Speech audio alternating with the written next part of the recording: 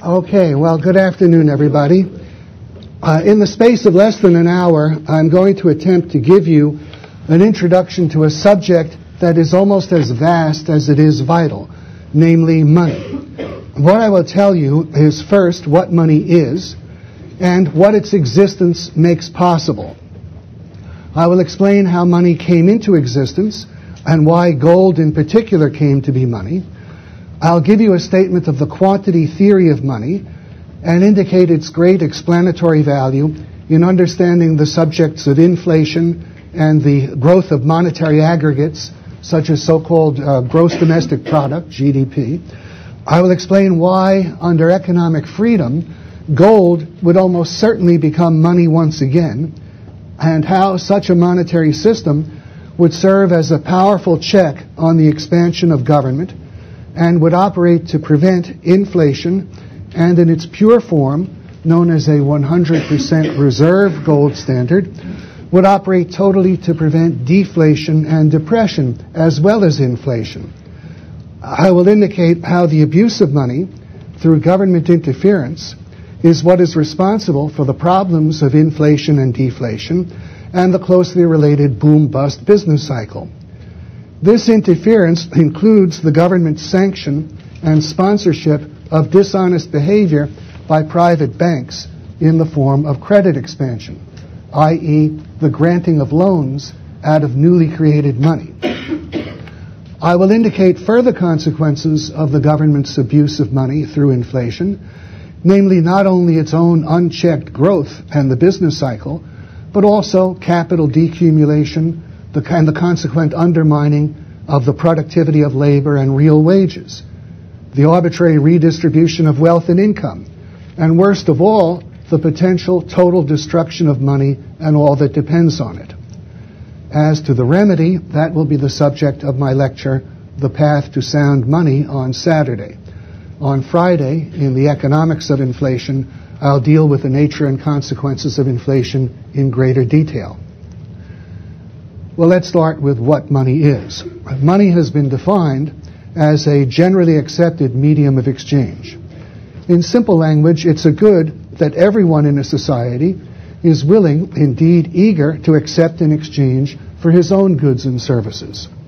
And once they obtain money, people subsequently use it in order to re-exchange it for the goods and services of others, who are just as eager to accept it from them. To all appearances, it seems that everyone is willing to accept money in the conviction that everyone else is willing to accept it from him. And now for the importance of money. However it is that money comes into existence, the fact that it does exist is enormously beneficial. Without it, the division of labor society on which modern material civilization depends could not exist. A division of labor society is characterized by the fact that each individual lives by producing or helping to produce just one, or at most a very small number of things, practically all of which are consumed by others. At the same time, almost everything that any individual consumes in such a society is produced by the labor of others. Just think of any job you may have had and how specific was the nature of the job, and who ultimately physically benefited from its being done. If, for example, you worked in a button factory, the physical beneficiaries of your work were the people who got those buttons on their shirts or whatever. Then think of all of the kinds of work that are done by other people in producing all the things that you consume, from air conditioners and automobiles to products containing zinc or zirconium. Among the benefits of a division of labor society is the fact that the volume of knowledge employed in production is radically increased. Instead of everyone living as a self-sufficient farmer and having the same meager knowledge pertaining to production, the volume of knowledge employed in production comes to reflect the combined bodies of knowledge of all the different specializations. And every individual benefits from this radically enlarged body of knowledge in his capacity as a buyer of other people's products. A division of labor society and its benefits would not be possible in the absence of money. In the absence of money, goods and services would have to be exchanged in barter for other goods and services. The producer of each good or service would have to find some way of exchanging the specific good or service that he produced for all the goods and services he desired from everyone else. For example, the producers of sulfuric acid, ball bearings, steel girders, computer chips, haircuts, and whatever would have to find some way of using their goods or services in exchange for food, clothing, and shelter. But how many grocers or farmers, clothing stores or clothing factories, landlords or mortgage lenders have any need for such goods, especially on any regular or reliable basis, and from any specific such supplier, such as this or that particular barber or other supplier? And how could the producers of such valuable indivisible goods as automobiles or houses use their products in exchange for things of such small value as a loaf of bread? They could not break off a piece of a car or house and exchange it for the loaf of bread. In the absence of money, the only reliable means of obtaining life's necessities would be either to attempt to produce them oneself as a farmer, or to produce goods or services of the kind farmers frequently needed. For example, be a blacksmith or a country doctor. But that would mean the destruction of the highly productive specialization of the modern division of labor economy and the loss of all manner of goods and services vital to a modern standard of living. The result would be dreadful impoverishment and mass depopulation. The existence of money prevents these problems. Because of money, it is not necessary for a producer to produce what any of his particular suppliers may want. It is only necessary for him to produce something that anyone, anywhere in the world wants, who is willing and able to pay money for it. Because, once in possession of money, that producer is able to turn around and buy from anyone he wishes. For as we've seen, money is something that everyone wants. In this way, the existence of money radically widens the extent to which the division of labor can be carried. At the same time, money provides the intellectual basis for the conduct of a division of labor society.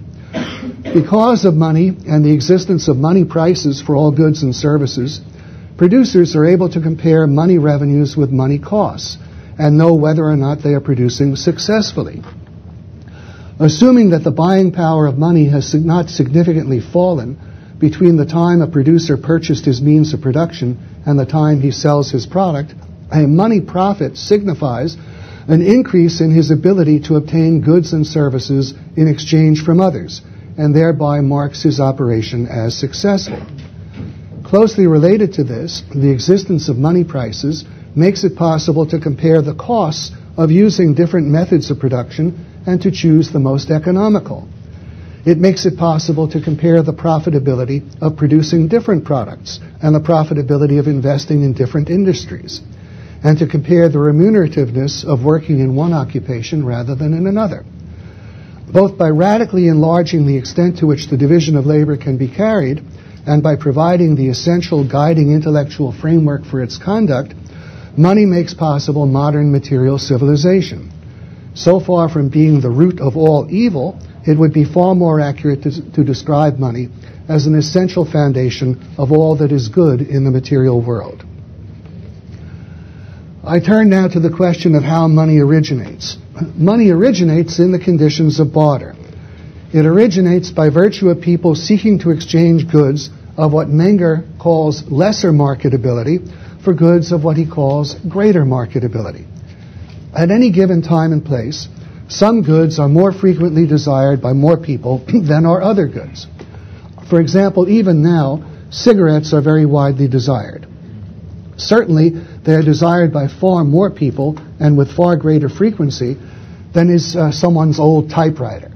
In the absence of the existence of money, it would make sense for the owner of such a typewriter who wished to exchange it for food or medicine, say, to exchange it for cigarettes, even though he personally did not smoke and perhaps personally abhorred smoking. This is because he would be far more likely to find someone in possession of food or medicine who would take cigarettes in exchange for them than he would be to find someone prepared to accept his old typewriter in exchange for them.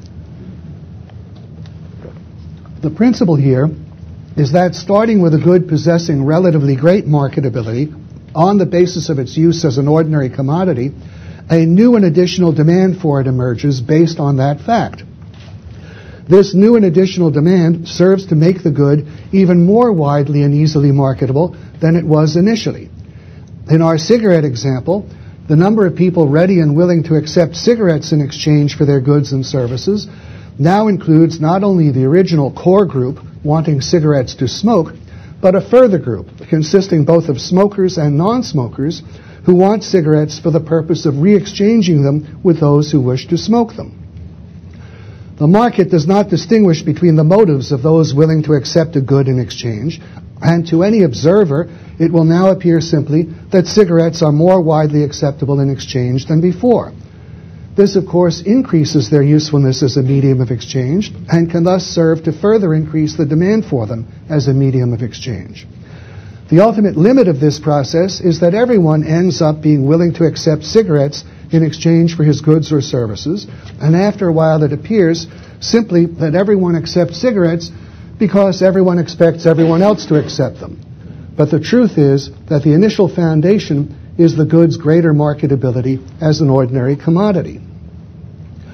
The growing demand for a good for use as a medium of exchange, the demand which will render that good money once its use as a medium of exchange becomes general, serves to raise its value. In the case of cigarettes, it's entirely possible that if their supply were sufficiently limited, the rise in their value would be so great as to deter even the most ardent smokers from smoking very much, for they would then be smoking valuable money. If that were the case, the appearance of paradox would take on a further aspect. Not only would it appear that everyone accepted the monetary commodity simply because everyone else did, but also that the monetary commodity had no significant physical uses. Well, these considerations apply to gold, the actual money of the world for many centuries. Gold is by no means a commodity with merely trivial physical employments. When properly alloyed, it can be made to do most of the things that other metals, such as lead, copper, or even iron, can do.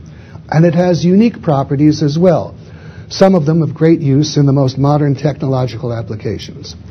However, gold is very rare in nature, much rarer than most other metals. The combination of its utility and rarity establishes a value high enough to prevent the use of gold for purposes that can be served by other, more abundant metals, and limits its use to purposes that require its more or less unique properties. The very existence of a high value of gold based on its use as a physical commodity serves to create additional uses for it. One such use is the giving of objects made of gold as gifts, expressing high esteem for the recipient. The same point, of course, applies to other goods combining high value and great beauty, such as diamonds. This additional demand serves further to increase the value of gold and to make it still more suitable for expressing one's esteem for the recipient of a gift. The second, and potentially much more important new and additional use for gold that its high value can create is the use of gold as a store of purchasing power. That is, as something which one saves in order to have the means of buying in the future. I believe that this use, usually described as gold's use as a store of value, directly underlies its development into a medium of exchange. Menger and many other Austrians, of course, believe that the use of gold as a medium of exchange precedes its use as a vehicle for saving. Certainly, the potential for gold developing into a medium of exchange in this way was well underway in the 1970s and could occur again in the future, even right now, anytime inflation comes to be widely perceived as a great and growing threat. Inflation destroys the value not only of fixed income investments, such as bonds and life insurance policies, but also the real value of stocks and family businesses. It undermines all business investment by virtue of the fact that it both artificially boosts business profits and at the same time the replacement prices of the assets which are used up in earning those profits, with the result that the far greater part of the additional profits is required for the replacement of assets at higher prices. However, the additional profits are treated by the government as ordinary income and are thus largely taxed away, which makes the funds available for the replacement of assets insufficient. This consequence of inflation goes a long way in explaining such phenomena as the Rust Belt, I know I've gotten way ahead of myself here, and I'm now indicating something I had originally planned to leave for much later, namely how inflation creates capital decumulation, but I've had to deal with it here instead. In circumstances in which inflation renders all the normal forms of investment open to most people, unprofitable in real terms, people turn to inflation hedges, to things they can buy and hold whose price can be expected to rise more or less in line with the general run of prices, and thus leave them with at least substantially undiminished buying power rather than actual losses of buying power. Gold is the ideal inflation hedge for most people. As a metal, it will not die or rot, as will animal or vegetable products. And as a precious metal, representing great value in small bulk, its storage costs are low. For example, 1 ounce of gold represents the same buying power as several tons of iron, a fact which results in a radically lower cost of storing buying power in the form of gold rather than iron or other base metals.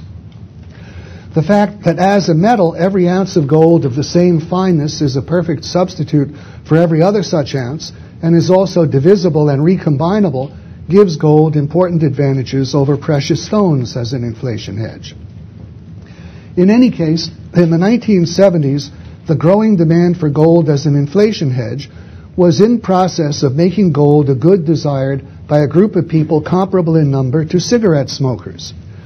The existence of a group of people that numerous who would be willing to accept gold in exchange for their goods or services in order to add it to their holdings in provision for the future would have had the potential for making others willing to accept gold, in the conviction that they could re-exchange it with those eager to save gold. As in the case of our cigarette discussion, the potential would have existed for everyone becoming willing to accept gold in exchange, and thus for a spontaneous remonetization of gold. I believe that gold originally became money on essentially this kind of foundation, namely its advantages as a store of value. I want to say that Mises was very eager to see the process of growing gold ownership continue and firmly opposed all impediments to it. His reason, which I fully share, is that the worst conceivable threat posed by inflation is the destruction of money, however remote this possibility may seem at the present moment. Inflation destroys money when it accelerates to the point that anyone who accepts it cannot get rid of it fast enough to avoid a large loss in purchasing power. At that point, people stop accepting such money. For reasons indicated in our discussion of Barter, the destruction of money would destroy the division of labor and thus modern industrial civilization. But widespread gold ownership would provide the foundation for the rapid replacement of paper money with a new gold money, and thus prevent inflation from resulting in the destruction of money as such. The sharp increase in the price of gold in recent years and growing public interest in owning it is the beginning of developments that, if not thwarted, have the potential to bring about the spontaneous remonetization of gold. I turn now to what I consider to be one of the most important propositions in all of economics, namely the quantity theory of money. The quantity theory of money can be understood as the proposition that the amount of money that exists is the major determinant of the amount of money that is spent. To illustrate this proposition, recall some old Western movie you may have seen at 3 or 4 a.m. in the morning, featuring a bedraggled old prospector. Imagine that he finally strikes gold, digs enough gold nuggets out of the ground to fill a small pouch, and heads off into town. His new and additional gold will be physically manufactured into new and additional gold coins, which he will spend in buying supplies and such things as rounds of drinks at the local saloon. The recipients of that spending will in turn respend that new and additional money. The recipients of their spending will do the same, and so on ad infinitum. The result is that new and additional money serves to permanently elevate the level of spending. So long as the new and additional money remains in existence, the volume of spending in the economic system will be correspondingly larger. The quantity theory of money, of course, applies to every money, irredeemable paper money as well as gold money. Today, the new and additional money comes into existence virtually out of thin air, manufactured not only by printing presses, but also by computers that create new and additional checking balances. It might enter the economic system via the government sending out Social Security checks. Again, the recipients will spend that new and additional money, and those who receive it from them will respend it, and so on ad infinitum. I have to interject here that a system of irredeemable paper money can come into existence only on the foundation of a pre-existing commodity money, such as gold. It begins as paper that is not irredeemable, but rather fully redeemable on demand for gold. Without this foundation, it would have no greater chance of being accepted than would the paper money from the game Monopoly, because it would lack a pre-existing recognized exchange value. However, once enough time goes by for a generation or more of people to grow up with a constantly repeated experience of redeemable paper money being eagerly accepted in exchange for goods and services, and observing little or no actual day-to-day use of gold coin, the demand for money is transferred to the paper money. In such conditions, the demand for paper money may not be greatly reduced, even though it then loses its convertibility to gold. In the United States, the day-to-day use of gold coin had virtually disappeared by the time of our entry into World War I. What was responsible was the National Bank Act of 1863, which for the first time created a uniform national paper currency convertible into gold. I must point out that the increase in the quantity of money and the increase in the volume of spending that it fuels is the only factor that explains the growth or continuing growth in monetary aggregates, such as aggregate consumer sales revenue, which can be taken as a rough approximation of GDP, and the aggregate value of business assets and of outstanding securities in the economic system. In the absence of the increase in the quantity of money and volume of spending, all such monetary aggregates would tend to stabilize. Increases in the physical volume of goods produced and assets accumulated could certainly continue at an undiminished or even higher rate than would otherwise be the case, but the result would be correspondingly falling prices and falling unit costs. Well, I turn now to gold as the proper kind of money. An essential difference between gold money and irredeemable paper money is precisely the rate at which their quantities can be increased. Gold is rare in nature and must be laboriously dug out of the ground, almost always at considerable cost. Paper money can be produced at hardly any cost and in virtually limitless quantity. If the production of paper money were subject to the freedom of competition, with everyone legally free to manufacture it, it would quickly become valueless. Having no greater cost of production than goods like paper clips, pins, or rubber bands, and capable of being expanded in supply just as easily, it would soon have no greater exchange value than they. Just as it now takes millions of pins to equal the value of an automobile or a house, so it would very soon take millions of paper dollars, indeed billions and trillions of paper dollars, for the manufacture of $10, $100, and $1,000 bills is no more costly than the manufacture of $1 bills, and can just as easily be expanded. Indeed, under freedom of competition between irredeemable paper and gold, the rapid depreciation of the paper would cause it to become altogether valueless, far more quickly than in the absence of such competition. The demand for paper money would fall to zero as people sought the growing alternative of a gold medium of exchange, which would develop not only as the result of as the result of gold's growing use as an inflation hedge, but also because people with sums of money to be paid to them in the future would more and more choose to have those sums made payable in gold, whose purchasing power could be relied upon. This development would make gold all the more acceptable in exchange because people with debts or other contracts payable in gold, such as a lease, would be eager sellers for gold to obtain the means of meeting their gold obligations. In such circumstances, the only way that paper money could stay in existence would be by being made securely redeemable on demand in gold. For it would be gold, with its stable, indeed increasing buying power, that people wanted, not irredeemable paper with its rapidly falling buying power. What stops the triumph of gold, the obvious money of a free market, is the fact that we do not possess a free market in money. On the one hand, the government makes the issuance of irredeemable paper currency its monopoly privilege. Its manufacture by anyone else is called counterfeiting and is punishable by law. This serves to restrain the rate of increase in the quantity of such money.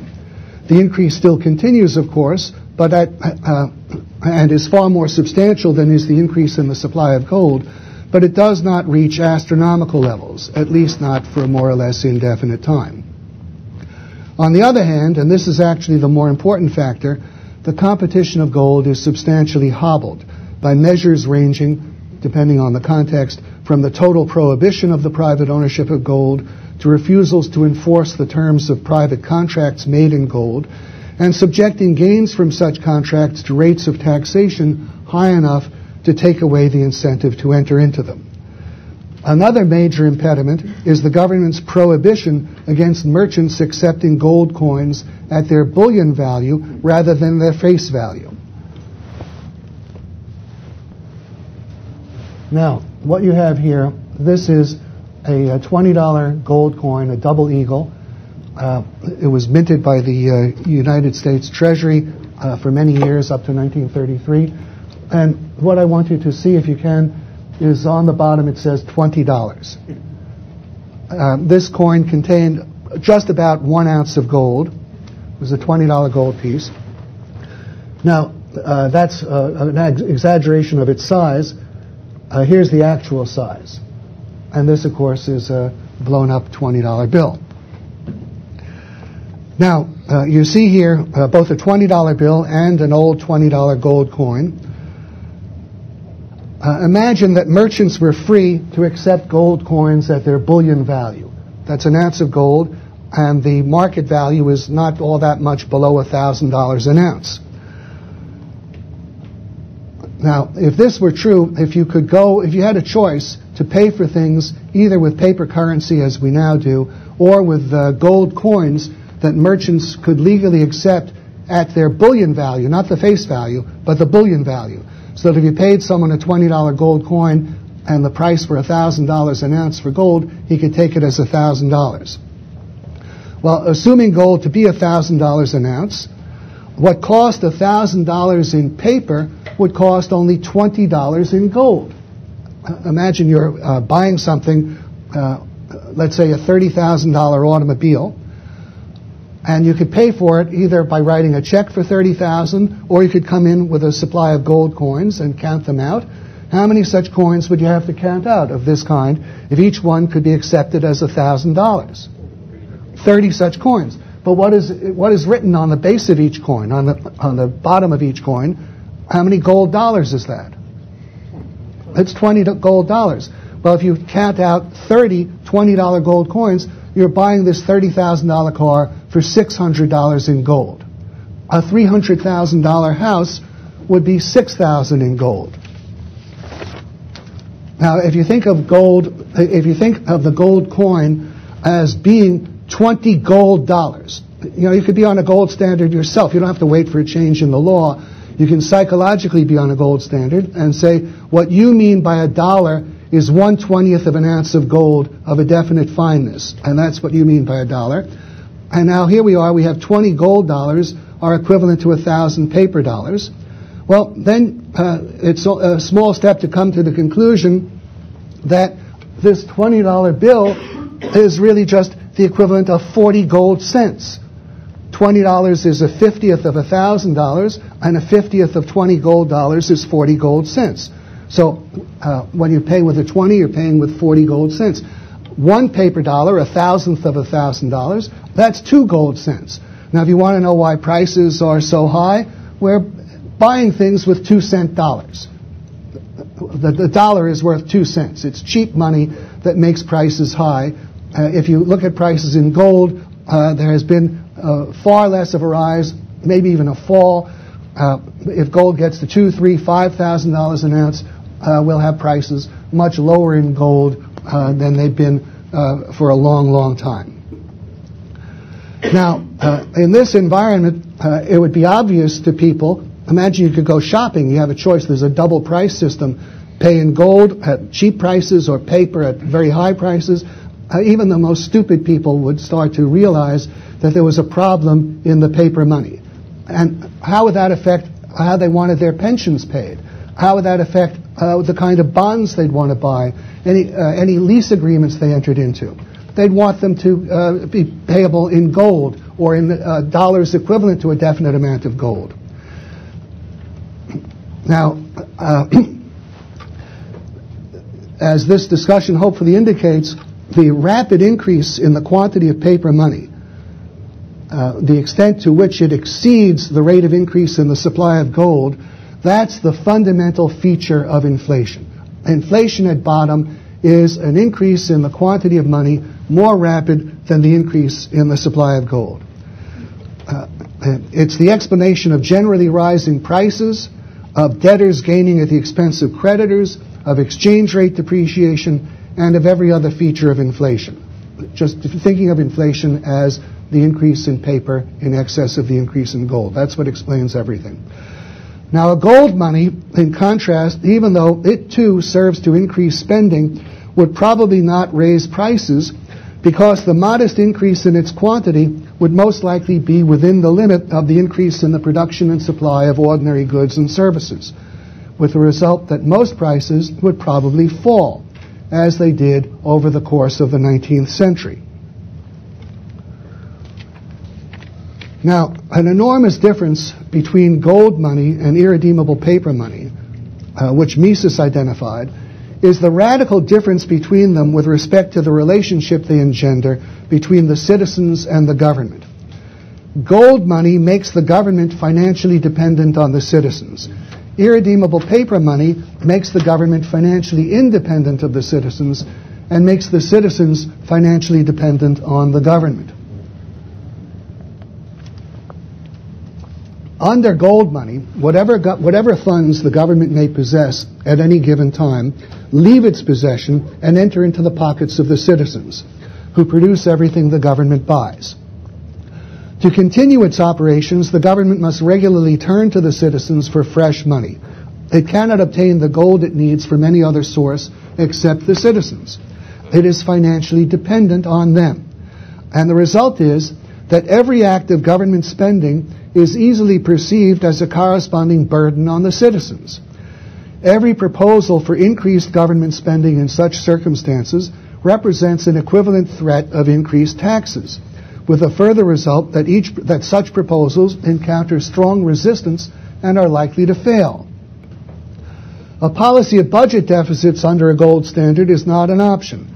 Every year of deficits increases the government's interest burden while doing nothing to increase its revenues. Indeed, a mounting public debt under a gold standard brings with it the specter of default and results in the withdrawal of capital and of gold from the country and in a reduction in the volume of spending and revenues in that country, including, of course, the government's tax revenues. To avoid such dire consequences, all but the most recklessly irresponsible governments are compelled to operate with balanced budgets, which places them under the necessity of providing for all government expenditures out of current tax revenues. But under irredeemable paper money, conditions are entirely different. The ability to create such money gives the government a source of funds that does not depend on the citizens. The government now has its own independent source of funds, the printing press, or indeed simple ledger entries on the books of its central bank that enlarge its checking balances. In these circumstances, increased government spending does not appear as constituting any threat of increased taxes. The government is perceived as standing outside the economic system, free of the financial constraints that still apply to all the individual citizens.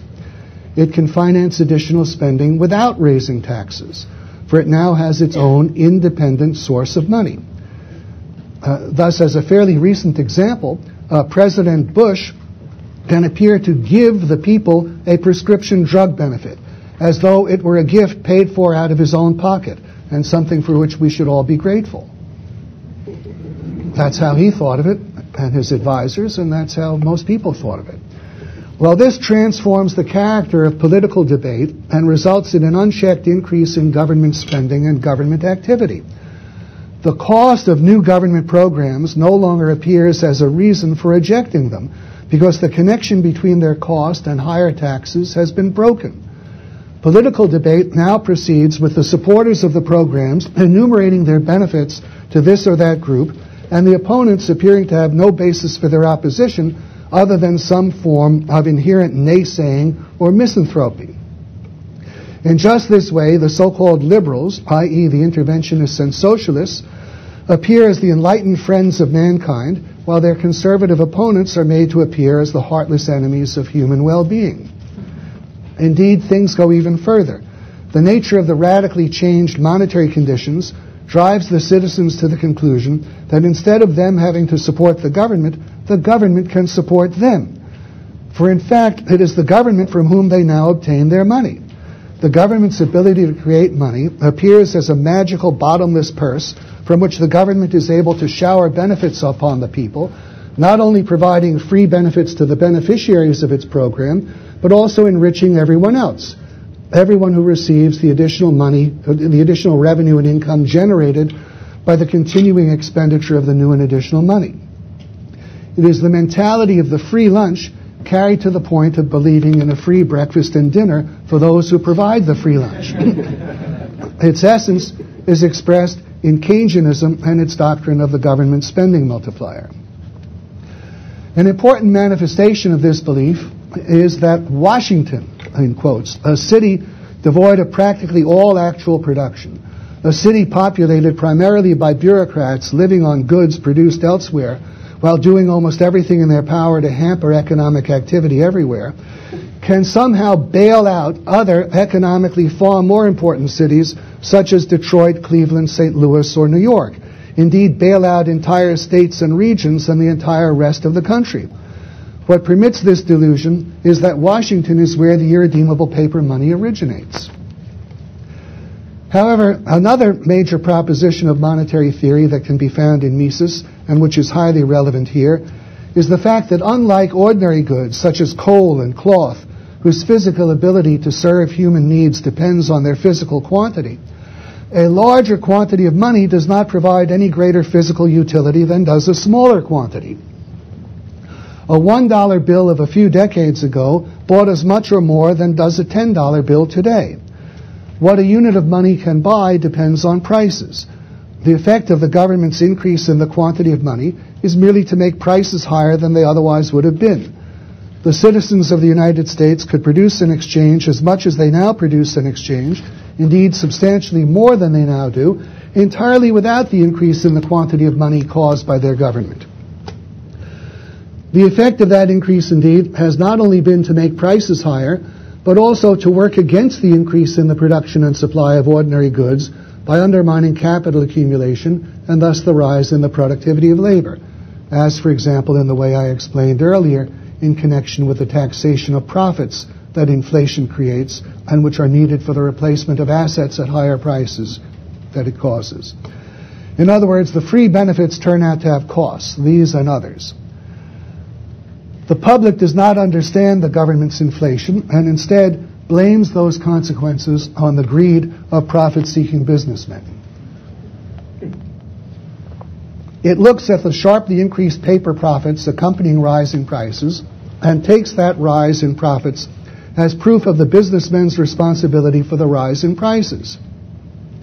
The usual definition of inflation as rising prices also leads to this conclusion.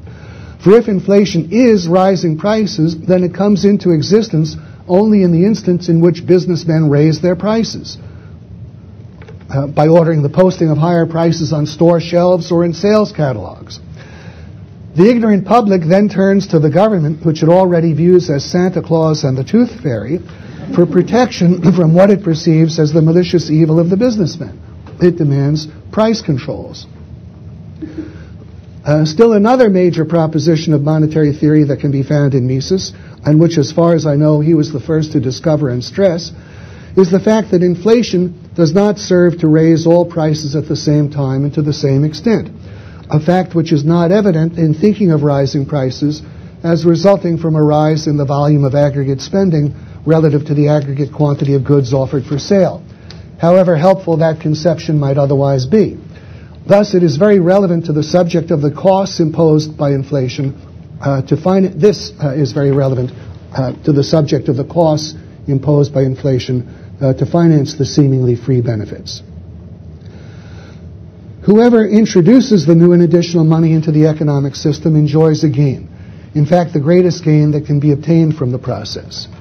He, usually, though not always the government, spends money he has not had to do anything to earn, and buys the goods and services he buys at prices which have not yet risen, either at all or only to the extent of his own buying that has made them rise. To whatever extent the prices of the goods and services he buys do begin to rise, all other buyers of those goods and services suffer a corresponding loss of their buying power. As the new and additional money travels from hand to hand, more prices rise. Those whom it reaches relatively early and whose selling prices and incomes rise sooner or to a greater extent than the prices they have to pay enjoy a gain from the process. However, those whose selling prices rise only later on or to a lesser extent than the prices they have to pay suffer a loss of buying power. Of course, all those who live on contractually fixed incomes or whose assets are contractually fixed in terms of money are easily capable of being wiped out entirely in terms of buying power. The government's inflation clearly constitutes an arbitrary redistribution of wealth and income, one capable of assuming the proportions accompanying a major violent revolution. For example, the German hyperinflation of 1923 probably constituted as great a redistribution of wealth and income as did the French and Russian revolutions. I want to conclude this lecture by explaining how inflation is the underlying cause of the business cycle and deflation. What is involved here is not a direct expansion of money by the government, but a government-sanctioned and government-sponsored process of inflation that Mises calls credit expansion. A credit expansion is the creation and lending out of newly created money, typically by private banks. It centers on the creation of what Mises calls fiduciary media. To understand fiduciary media, it's first necessary to understand the concept of standard money. Standard money is money which is not a claim to anything beyond itself. Its receipt constitutes final payment. Under a gold standard, gold coin and bullion are standard money. Today, irredeemable paper currency is standard money. Fiduciary media, in contrast, are transferable claims to standard money, payable on demand by the issuer, which are accepted in commerce as the equivalent of standard money, but for which no standard money actually exists. In today's conditions, fiduciary media can be understood as the totality of checking deposits insofar as they exceed bank reserves of standard money. At present, in the United States, checking deposits in one form or another can be taken as amounting to approximately $2.4 trillion. The reserves of standard money behind them are about $46 billion. Thus, the presently outstanding magnitude of fiduciary media in this country is approximately only 46 billion less than 2.4 trillion. The 46 billion of standard money reserves is a fractional reserve of roughly 2%. Reserves relative to checking deposits have never been as meager as they are now. What allows the present situation to exist is only the ability and willingness of the Federal Reserve System to manufacture new and additional standard money to whatever extent is necessary to maintain the solvency of the banking system. The existence of fiduciary media is what creates the potential for deflation, that is, the literal wiping out of money and a consequent reduction in the volume of spending in the economic system. This is because the overwhelming backing for fiduciary media is debt, the debts incurred by borrowers when the banks grant them loans consisting of fiduciary media. Those debts, those IOUs and securities are held by the banks as by far the major asset standing behind their checking deposit liabilities. Whenever anything happens that causes a significant inability of debtors to repay their debts to banks, as in today's housing and mortgage markets, there is a corresponding reduction in the assets of the banks. Every such reduction threatens the ability of the banks to honor their fiduciary media. A mere 5% reduction in the assets of any given bank may be great enough to reduce its overall assets below the level of its outstanding deposit liabilities.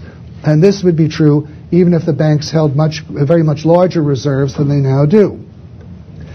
As soon as such a situation is perceived to exist, conditions are ripe for a run against that bank. The checking depositors who get there first are paid in full immediately. All others must wait for the liquidation of the bank's remaining assets, and they may end up being paid just pennies on the dollar or nothing at all. What is particularly important here and cannot be stressed too strongly is that whenever a bank becomes insolvent, its checking deposit liabilities immediately lose the character of money and assume the status of junk bonds that are in default. This change in the character of the checking deposits involved constitutes a corresponding decrease in the quantity of money.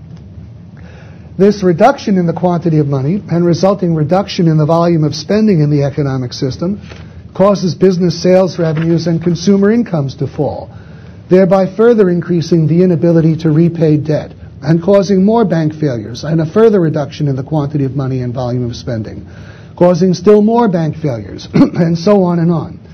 Exactly this process is what occurred from 1929 to 1933. The fractional reserve system has the potential to collapse to the point of the total elimination of fiduciary media, and in the winter of 1933 appeared to be on the verge of such collapse. It should be realized, of course, that to whatever extent there is a reduction in the quantity of money and or volume of spending in the economic system, and government interference prevents a corresponding fall in wage rates and prices, the result is mass unemployment and unsold goods. What would totally prevent deflation is a 100% reserve gold standard, in which transferable claims to money payable on demand were fully backed by gold coin or bullion in possession of the issuer of such claims. In that case, no failure of debtors could jeopardize the quantity of money. Nothing would be present to reduce the quantity of money. Such a gold standard would be a guarantee against both inflation and deflation.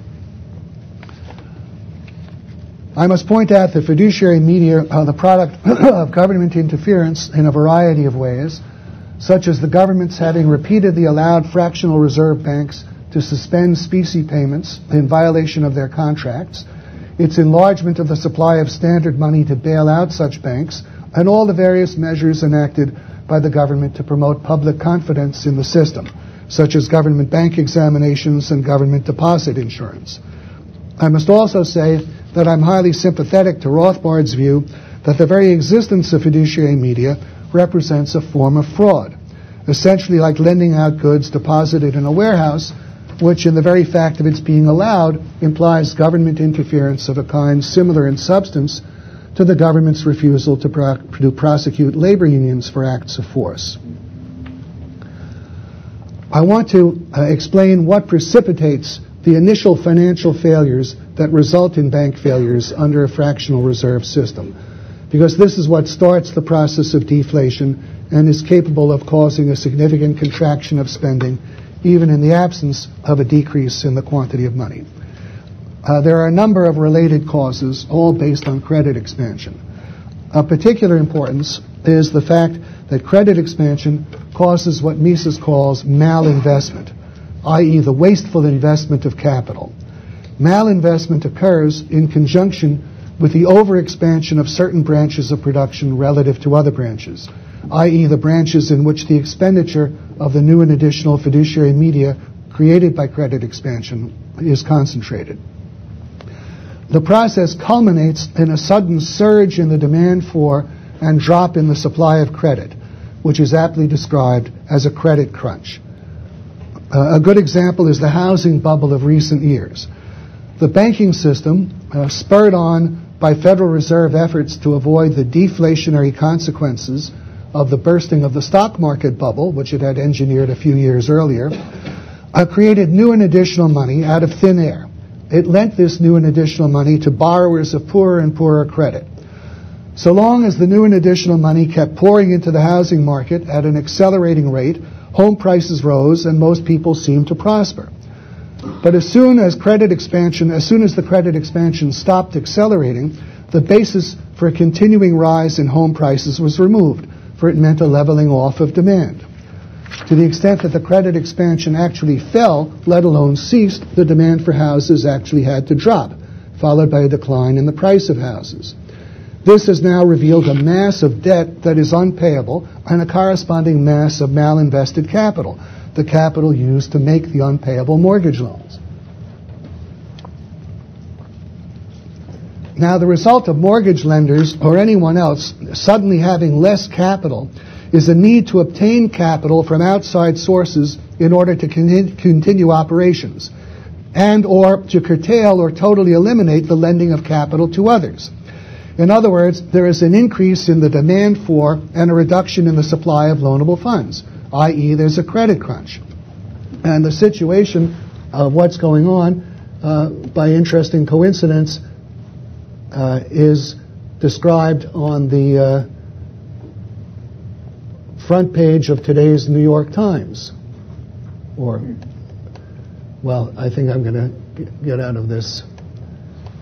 No good. If you have a chance to see today's New York Times, the main article on column 1 of the first page is about the credit crunch going on the part of banks. They're reducing credit even to viable businesses. Now, credit expansion also serves to raise wage rates and the prices of various raw materials. It thereby reduces the buying power of any given sum of capital, and this too leads directly to the outcome of a credit crunch, as soon as the spigot of new and additional credit expansion is turned off.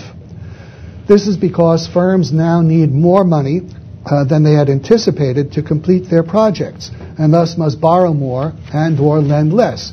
They had certain capital funds geared to the idea of prices being at a certain level, but now the prices of raw materials, wage rates, or whatever have been driven up, and the funds they have are inadequate. They need more, and if there's no fresh credit expansion, well, they're trying to borrow more. They have to lend less. That produces a credit crunch.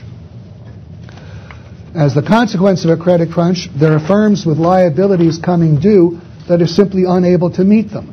They cannot renew the loans they have taken out nor replace them. These firms go insolvent, become insolvent and go bankrupt. And their plight intensifies the process of financial contraction and precipitates an actual deflation of the money supply. They will have to attempt to build up their cash holdings since they can't borrow readily. It's hard for them to sell, and they have bills coming due. They have to try to accumulate cash of their own. That reduces their spending, the revenues of others, and those others then have a harder time paying debts. The process tends to feed on itself. Okay, well, in sum, I believe I've shown all that I set out to show, namely what money is and the vital role it plays in making possible a division of labor society and thus modern material civilization. I've stated and explained the quantity theory of money to the extent that time permitted. I've shown how money develops out of barter and why gold in particular became money and would once again become money if freedom of competition prevailed with respect to money. I've shown how a gold monetary system would serve as a powerful check on the expansion of government by making people realize that it was they who had to pay for the government and that every expansion of the government's activities was at their expense. I have also shown how a gold monetary system would operate to prevent not only inflation, but in its pure form, namely 100% reserve gold standard, also deflation and depression as well.